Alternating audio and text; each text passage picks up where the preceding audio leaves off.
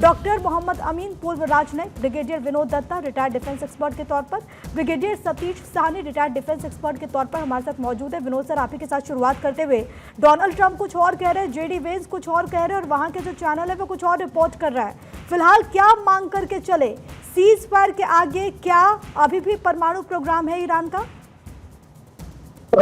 देखिए, ईरान इस cease fire का जो मतलब उसने खैर मकदम तो नहीं किया है, लेकिन हाँ उसने इसको मानना कंडीशनली स्वीकार किया है, जिसमें उसने ये कहा है कि अगर इजराइल की तरफ से या अमेरिका की तरफ से मजीद हमले नहीं होते हैं तो वो कोई रिटेलिएटरी वो नहीं करेगा। लेकिन आप देखिए, ये जो सिचुएशन है ये कोई नई नहीं है। ईरान को ने कई सैंक्शंस को मतलब झेला है, कई इस तरह का विरोध किया गया है। पहले भी इस तरह का विरोध या मतलब रिटेलिएशन इन देशों से देखा गया था।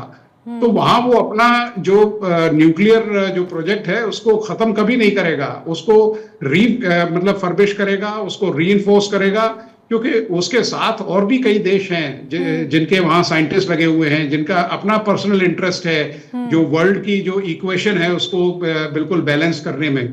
तो ईरान बिल्कुल उसने दृढ़ निश्चय किया हुआ है कि साहब वो ये करेगा, और उसने ये भी कहा है कि साहब मैं इसे केवल पीसफुल जो मतलब यूज है उसके लिए मैं इस्तेमाल कर रहा हूं। तो ये मतलब कहना ईरान का काफी है कि दुनिया को उसने बताया है, लेकिन जिस तरह की इंटेलिजेंस इजराइल के पास थी या अमेरिका के पास थी, तो वो ये मतलब उन्होंने ये बताया है दुनिया को कि साहब किस तरह से ईरान बिल्कुल ये जो न्यूक्लियर बॉम्ब है उसको बनाने के काफी क्लोज था। और ईरान तो के लिहाज से सर ये 58 साल की यात्रा है और इसकी पहल एक तरीके से अमेरिका ने की थी। जब वहां के राष्ट्रपति 1953 में एटम्स फॉर पीस की शुरुआत करते, पहल की शुरुआत करते और इसमें कंट्रीज को जोड़ते हैं। लेकिन उसके बाद बहुत कुछ हुआ। हमने देखा कि वहां पर जब रजा पहलवी की सरकार थी उसकी क्या नीति थी, और अब खामनेई की सत्ता में खलीफा बनने की चाहत भी है। लेकिन सतीश सर, सवाल यह है कि जो अमेरिका कल तक ये कह रहा था कि पूरी तरीके से हमने इन तीनों प्लांट पे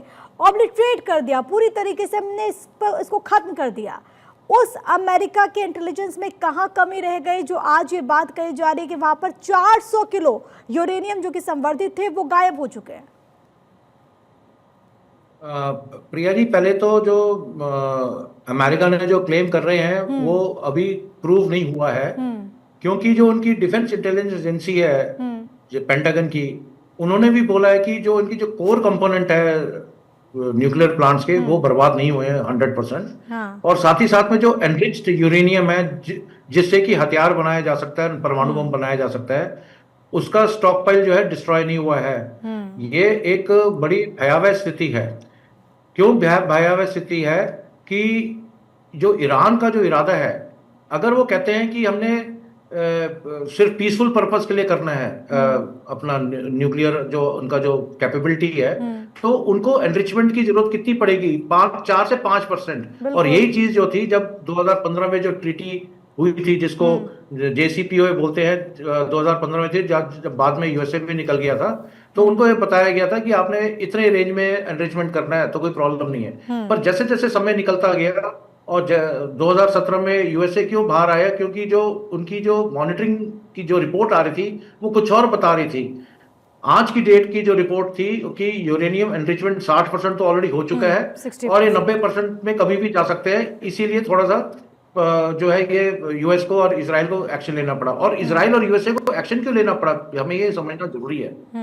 ग्रुप 7 की जब कंट्रीज की जब ये कनाडा में बातचीत हुई थी, मीटिंग हुई थी, वहां पर भी साझा बयान दिया गया था और बताया गया था कि ईरान का जो वेपन प्रोग्राम नहीं उनको बनने देना, जो ठीक है पीसफुल करते रहे पर वेपन प्रोग्राम नहीं बनने देना, क्योंकि ईरान का एक दूसरा उद्देश्य है। उसका उद्देश्य ये है कि इजराइल को इस वर्ल्ड के नक्शे से हटा देना। अभी आप मुझे बताइए, जिस कंट्री के ऊपर ऐसी खतरा वाला उनको पता रहे, जैसे इजराइल के ऊपर खतरा है कि हमारे ऊपर ईरान जो है कभी भी ऐसा एक्शन कर सकता है, जैसे हमारी एक छोटी सी कंट्री है, छोटी सी कम पॉपुलेशन है, और ये तो दुनिया से हट जाएगी, क्यों? स्ट्रेटेजिक डेप्थ ही नहीं है। तो कोई भी देश इस चीज को अपनी डिग्निटी के लिए, अपने सेल्फ प्राइड के लिए मंजूर नहीं करेगा। और इसी चीज के लिए जर्मनी ने भी बोला है, फ्रांस ने भी बोला है, G7 की ईरान जो है ये नहीं कर सकता, वेपन प्रोग्राम नहीं बना सकता, नहीं बनाने दिया जाएगा। और वैंस साहब जो वाइस प्रेसिडेंट है, उन्होंने फॉक्स इंटरव्यू में कल बोला था कि ईरान को किसी भी हालत में वेपन बनने नहीं दिया जा सकता, और अगर ये बाद में भी अगर बनाने की कोशिश करते हैं उसके खिलाफ भी एक्शन होगा। तो ये पूरा परिप्रेक्ष्य इस हिसाब से है। Nuclear energy for peaceful purpose के खिलाफ कोई नहीं है। 5% तक आप एनरिचमेंट कीजिए, और इसका जो इनके न्यूक्लियर प्लांट्स है जो इन्होंने 300 फीट नीचे दबा के रखे हुए हैं, क्यों 300 फीट क्यों दबा के रखे हैं? क्योंकि वहां ऐसा काम चल रहा है। हाँ। उन्होंने अपने प्रिकॉशनरी एक्शन लिए हैं कि भाई कोई सर ये कहा जा रहा है कि जैसा देश जितना उसने यूरेनियम इनरीच कर लिया, 10-10 परमाणु बम वो बना सकता है, उतनी कैपेसिटी है। और अभी 60% है, आपने जैसा कहा कि 90% से बिल्कुल एक पड़ाव पहले। लेकिन मोहम्मद अमीन, मैं आपसे यहाँ पर ये समझना चाहती हूँ डोनाल्ड ट्रंप का रोल, क्योंकि हाल के दिनों में और जब से वो सत्ता में वहां पर एक बार फिर से काबिज हुए, कई सारे उनके ऐसे फैसले हैं जिसने अमेरिका पर भी सवाल उठा दिए। खासतौर पर डोनाल्ड ट्रंप को लेकर के कहा जाता है कि वो अपनी बातों पर नहीं टिकते, कभी कुछ और कहते और करते एग्जैक्टली अलग है। तो अब उनका रोल किस तरीके से होगा? क्योंकि वही ट्रंप तो ये कह रहे कि हमने पूरी तरीके से चेंज कर दिया, अब ईरान कभी भी न्यूक्लियर प्रोग्राम नहीं बना पाएगा। फिर ये बात कहना कि वहां पर ट्रक्स थे बाकायदा, वो सब शिफ्टिंग ऑलरेडी हो चुकी थी। तो हंसी का पात्र नहीं बना रहे क्या ट्रंप अमेरिका को? यह जानती है प्रिया जी, ये ट्रंप ऑलरेडी हंसी का पात्र पहले भी थे और अभी भी हैं, और शायद भविष्य में भी यही रहेंगे जब तक यहाँ पर प्रेसिडेंट रहेंगे। क्योंकि he is not a diplomat, he is not a politician and he is not a bureaucrat. तो ये एक बिजनेसमैन है, ये अपने हिसाब से बात करते हैं, जहाँ इनको जैसा अच्छा लगता है वैसे कह देते हैं, और बिल्कुल ग्रेविटी रही नहीं है एज ए प्रेसिडेंट। कितना हमें बोलना है, क्या बोलना है, वो तो उनसे अच्छे तो उनके वाइस प्रेसिडेंट है मिस्टर वेंस, जो बात करते हैं नपीतुली बात करते हैं। और इनका हमेशा ये रहा है, पहले के टेन्योर में भी और अभी भी यही चाहते हैं, जो भी चाहें जब चाहें बोल देते हैं, उसके बाद वो बदल भी देते हैं बात को, और फिर कहते हैं हम ये ऐसे नहीं और ऐसे है। चाहे वो किसी आप देखिए, जो भी अभी ट्रेड की बात थी, इससे पहले उन्होंने जब इलेक्शन लड़ा था उस वक्त भी कहा था कि हम यूक्रेन वार की खत्म कर देंगे रशिया की एक दिन में। उसके अलावा उन्होंने कहा था हम फिलिस्तीन और इजराइल की वार को खत्म कर देंगे। ये सब बहुत सी बातें उन्होंने कही। उसके बाद फिर अपना ट्रेड वार छेड़ दिया, उन्होंने हर जगह टैरिफ का मामला उठा दिया, फिर उसके पलट गए। ये तो हमेशा यही करते आए हैं। और अभी भी देखिए ना, जब इजराइल जो इनका प्रॉक्सी है, उसने पहले फायर किया उसके ऊपर, ईरान के ऊपर, और फिर ये इन्होंने कहा कि हम इस लड़ाई में नहीं आएंगे। लेकिन आप नाराजगी भी जाहिर कर दी थी इन्होंने। नहीं, देखिए ना कि इस लड़ाई में फिर घुस गए बीच में। होने के बाद फिर अपनी किरकिरी ये कराई कि B2B बॉम्बर, जिसकी ये मार्केटिंग करना चाह रहे थे दुनिया में। क्या हुआ? उधर तो इजराइल ढेर हो गया इस मामले में कि वो डोम फेल हो गया, जबकि हमारा ब्रह्मोस अभी आप पाकिस्तान वाले में बहुत ऊपर चला गया, उसकी बहुत डिमांड हो गई। और उधर ये आप ट्रम्प साहब ने भी B2B बॉम्बर लगा दिए। उससे क्या हुआ? वहां पे ऑलरेडी वो था ही नहीं, जो कि क्या है कि पहली बार अटैक किया इजराइल ने, तो वो लोग सचेत नहीं थे, और पूरी इंफॉर्मेशन इनकी जो थी मोसाद ने ले रखी थी, और एक एक सिचुएशन थी जिसके लिए उनके लोग मारे गए, साइंटिस्ट भी मारे गए और कमांडर भी मारे गए। लेकिन जब ये दोबारा ये हुआ तो उसको पता था, क्योंकि अमेरिका ने कहा कि 2 हफ्ते तक हम देखेंगे, अगर होगा तो ठीक है, नहीं तो हमें चल लेंगे। लेकिन क्या हुआ कि यहाँ उन्होंने मारना छोड़ा नहीं, क्योंकि ये गलत हो गया मामला। इन्होंने इराक समझा था, इन्होंने अफगानिस्तान समझा था, लीबिया समझा था, इस तरह की कंट्री समझे, सीरिया समझा हुआ था। ये बिल्कुल अलग कंट्री था, अलग कंट्री है, इसकी इतिहास है और इसका गवाह है। और अमीन साहब, ये तो कहा भी जा रहा है कि खुद को शांति दूत के तौर पर ट्रंप पोर्ट्रे करना चाहते हैं। और सबसे बड़ी बात है कि इस वक्त चर्चा नोबेल पीस पुरस्कार को लेकर के भी कहा जा रहा है कि जैसे ट्रंप लगातार जो उनका दावा है कि हमने शांति भाई करवा दी है दुनिया में, तो इस वजह से उन्हें नोबेल के लिए सम्मानित भी किया जाना चाहिए, इस बात की भी चर्चा हो रही है। लेकिन विनोद सर, ईरान का ये कहना, और ये वहाँ के विदेश मंत्री अब्बास अराक्ची भी कहते हैं कि हमारा जो न्यूक्लियर प्रोग्राम है वो रुका नहीं है। एक और प्रवक्ता का वहाँ पर स्टेटमेंट सामने आ चुका है कि हमारा न्यूक्लियर प्रोग्राम जारी है। ये ईरान का कहना और अमेरिका का ये दावा, अब इससे क्या समझा जाए कि क्या ये जो पूरा सीज फायर है या फिर ये जो पूरी शांति है वो अस्थायी है? आने वाले वक्त में ईरान जो तटस्थ है, और हम लगातार जिक्र करें कि उसकी चाहत कैसे कि परमाणु संपन्न वो बन जाए, वो उस स्टैंड पर ही कायम है ईरान? देखिए, इस युद्ध ने करीब 13 दिन चला ये युद्ध, तो इस एक बात बिल्कुल साफ और वाज़ेह हो गई है कि ईरान इन सब ताकतों के खिलाफ खड़ा हो सकता है। हालांकि उसके अंदर इतनी ताकत नहीं है कि वो अमेरिका की जो ऑनस्लॉट है उसको वो झेल सके। लेकिन इजराइल भी आप ये देखिए करीब 3 साल से मतलब आंतरिक उनसे और ये बाकी जो इंटरनल प्रॉब्लम्स है या जो एडजॉइनिंग प्रॉब्लम्स है उनसे जूझ रहा है। हमास से। तो इजराइल का भी जो कॉम्बैट पोटेंशियल है वो इतना ज्यादा नहीं है, लेकिन ईरान ने ये बिल्कुल साफ कर दिया है कि वो अपना जो न्यूक्लियर प्रोग्राम है उसको बदस्तूर जारी रखेंगे। क्योंकि जब इस तरह की कोई लड़ाई होती है या इस तरह के कोई ऑपरेशंस होते हैं तो उसमें यकीनन नुकसान तो होता है आपके जो, अगर उनका मेन टारगेट न्यूक्लियर इंस्टॉलेशन था तो ईरान ने इसका पहले से ही सोच के रखा था कि साहब मुझे किस लेवल की सिक्योरिटी चाहिए, कितनी मुझे डेप्थ चाहिए, कहाँ मैं इसको रखूंगा। और जब ये हमले हुए हैं, क्योंकि हमला देखिए हर एक युद्ध में 2 चीजें होती हैं, एक होता है अर्ली इंडिकेशंस ऑफ बैटल, एक होता है लेटर इंडिकेशंस ऑफ बैटल।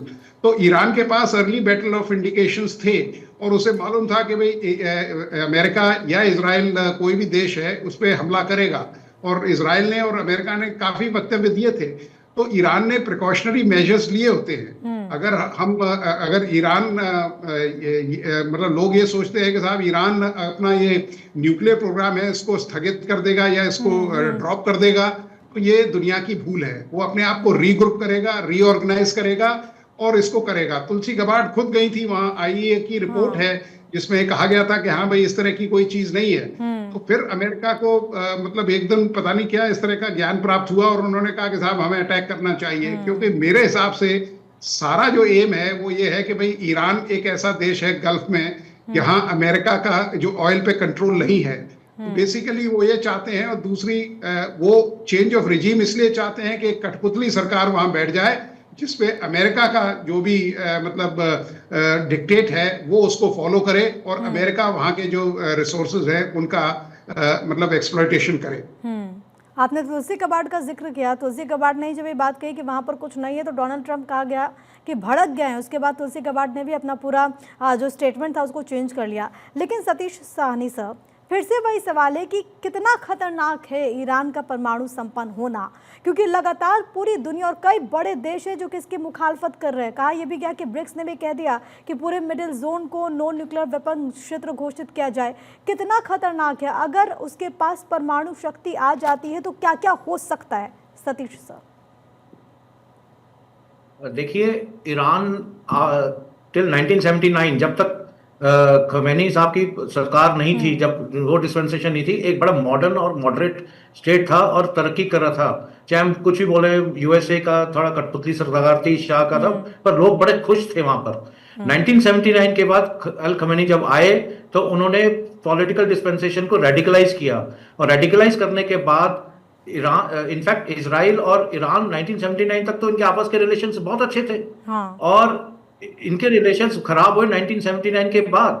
और जब अल खमेनी ने बोलना शुरू किया कि हम जो है 2 नेशन थ्योरी को मंजूर नहीं करते, ना ही मानते हैं, हम सिर्फ पैलेस्टीनियन स्टेट को मानते हैं और इजराइल हमारे लिए नो गो है, इजराइल इस विश्व के मैप में होना ही नहीं चाहिए, तो ये एक खतरे की घंटी तब से ही बज रही है। और मुझे समझ में नहीं आता कि हम तो कह रहे हैं कि ठीक है, ईरान का न्यूक्लियर प्रोग्राम किसी भी देश के लिए अच्छा है, अपना करे, पर न्यूक्लियर प्रोग्राम लेके आप ब्लैकमेल नहीं कर सकते किसी दूसरे देश को। तो ये क्या हो गया था कि ईरान जो है ब्लैकमेलिंग के अलावा अल खमेनी की डिस्पेंसेशन के दौरान थोड़ा रेडिकलाइज हुआ, और जितने भी प्रॉक्सीज थे, हमास हो गया, हिजबुल्लाह हो गया, हुती हो गया, वो उनको उसमें मॉरल सपोर्ट देनी शुरू की इजराइल के खिलाफ। तो ये समझने वाली बात है कि क्या एक देश किसी और देश के खिलाफ ऐसे काम कर सकता है? तो वो और इसी चीज को देखते हुए ग्रुप 7 कंट्रीज ने भी बोला था ईरान के लिए कि ईरान को न्यूक्लियर वेपन प्रोग्राम नहीं बनाने देना चाहिए, क्योंकि मिडल ईस्ट के एरिया में स्टेबिलिटी खराब हो जाएगी, खत्म हो जाएगी, और ये दूसरों की सुरक्षा से खिलवाड़ करेंगे। तो ये सब देखते हुए ये एक्शन लिए गए हैं। और एट द सेम टाइम, जैसे मैंने आपको पहले ही बताया कि किसी भी देश के लिए अगर वो अपना न्यूक्लियर प्रोग्राम जो है एक पीसफुल पर्पस के लिए करना चाहते हैं, एनर्जी के लिए करना चाहते हैं, तो उसके लिए किसी को कोई मनाही नहीं है, किसी को कोई परेशानी नहीं है। परेशानी तब शुरू होती है जब आप एक सीक्रेट तरीके से दूसरे देश को बर्बाद करने के लिए, अपने को सुप्रीम दिखाने के लिए अगर आप ऐसे हरकत करें, तो कोई भी देश आजकल के जमाने में इसको परमिट नहीं करेगा। फ्रांस ने भी जो G7 का पार्ट था, आज तो वो बोल रहा है फ्रांस की यूएस ने जो स्ट्राइक की है ठीक नहीं है, वो तो ठीक है, वो पॉलिटिकल स्टेटमेंट है, आएगी। पर G7 के टाइम में जब स्टेटमेंट दी गई है, फ्रांस भी उससे हिस्सा था, जर्मनी भी था, और ये बोला गया था कि भाई ये न्यूक्लियर वेपन प्रोग्राम इनका मंजूर नहीं है ईरान के लिए। और जैसे कि मैंने बताया, ईरान का जो प्रोग्राम है ये विश्व की शांति के लिए खतरा है। अगर ईरान अगर बोल दे कि ठीक है मुझे दो नेशन थ्योरी में कोई प्रॉब्लम नहीं है, मुझे इजराइल भी मंजूर है, पैलेस्टीन भी मंजूर है, तो स्टोरी खत्म। आप अपने 5% एनरिचमेंट से करिए, अपना न्यूक्लियर अपना एनर्जी पीसफुल पर्पस के लिए करिए। पॉइंट दूसरी चीज है, अगर हम एक छोटी सी चीज को अगर समझ लें तो जो कट्टरपंथी नीतियां हैं, इसी वजह से इसको लेकर के पूरी दुनिया आशंकित है कि अगर वो परमाणु संपन्न हो जाएगा तो उसके बाद पूरी तबाही आ जाएगी। बिल्कुल हाँ जी, बिल्कुल कट्टरपंथी चीज सामने आ रही है और हम इस चीज को नजरअंदाज नहीं कर सकते। अभी जैसे पाकिस्तान के साथ जब ऑप सिंदूर के दौरान क्या हुआ था, पाकिस्तान बोल रहा था हम न्यूक्लियर बम गिराएंगे। आजकल के देश में, आजकल के परिवेश में ऐसा कौन मंजूर करेगा कि हम न्यूक्लियर गिराएंगे? तो वो न्यूक्लियर ब्लफ कॉल आउट हो गया। और अभी साथ ही साथ में अगर आप देखा जाए, अभी JEM ने, जैश ए मोहम्मद ने अभी बोला है सीज फायर के बाद कि हम जो है जो यूएसए ने ईरान के खिलाफ एक्शन किया, हम उसके खिलाफ है और हम इजराइल के खिलाफ एक्शन करेंगे। वो हम ईरान को देंगे, उसके बाद ये कहता है कि वो हमारी सेफ्टी के लिए। लेकिन लास्ट में मोहम्मद अमीन साहब, सवाल ये कि अब आगे क्या? अब अगर डोनाल्ड ट्रंप भी कह रहे हैं कि सीज फायर हो चुका है, ईरान ये कह रहा है कि हमारा न्यूक्लियर प्रोग्राम जारी है, तो अब आगे क्या हो सकता है? किस बात की पॉसिबिलिटीज? आमीन सर। प्रिया जी, अभी जैसे बात हो रही थी टू नेशन थ्योरी के लिए, तो टू नेशन थ्योरी के लिए अमेरिका ने भी कहा था, बाइडेन के टाइम भी बात हुई थी और उससे पहले भी बात हुई है, लेकिन ये इजराइल खुद तैयार नहीं है टू नेशन थ्योरी के लिए। वो कहता नहीं हम तो इसको मिटाकर हम बनेंगे। इसलिए ये बात फंस रही है ईरान की। वो डिप्लोमेटिक बात नहीं कर रहा, वो खुद ही कह रहा है कि हम वहां पर हमारा प्रभुत्व रहना चाहिए। इसलिए वहां पर झगड़ा अभी तक खत्म नहीं हुआ है फिलिस्तीन का, और ये कंटिन्यू हो रहा है। अब जहां तक सवाल है ट्रम्प ने, इसीलिए क्योंकि इजराइल तो मेंबर है नहीं, ना यूएन का मेंबर है, ना नाटो का मेंबर है, ना यूएनएससी का मेंबर है, इसीलिए ये अमेरिका ने यहाँ पर ईरान पे बम्बार्डिंग की। क्यों? क्योंकि इससे क्या होगा कि उससे नाटो देश उसके फेवर में आ जाएंगे। लेकिन आज देखिए, अभी आपने दिखलाया था स्टेटमेंट फ्रांस के प्रेसिडेंट का, क्या कहा है उन्होंने यही कहा है कि इस तरह उचित नहीं है। यानी किसी के न्यूक्लियर प्रोग्राम को हम शांति के लिए तो कह सकते हैं। NIAEA की रिपोर्ट थी, उसमें भी कहा गया कि उन्होंने इस तरह का कोई प्रोग्राम नहीं बनाया है। और इससे ज्यादा क्या है, ये तो जबरदस्ती वाली बात है, जैसे इन्होंने इराक के साथ किया था, कुछ नहीं मिला था लास्ट में। ये चाहते हैं अपना प्रभुत्व और अपना पेट्रोलियम लेना। नजर आते हैं। सर, वक्त में इतने की इजाजत देते हैं। आप तीनों का बहुत धन्यवाद हमारे साथ जुड़ने के लिए, चर्चा में शामिल होने के लिए। तो डोनाल्ड ट्रंप का ये कहना है कि पूरी तरीके से जो परमाणु प्रोग्राम है उसको खत्म कर दिया गया, लेकिन ईरान ये कहता है कि अभी ये खत्म नहीं हुआ, यानी कि सीज फायर के आगे अब न्यूक्लियर भी है।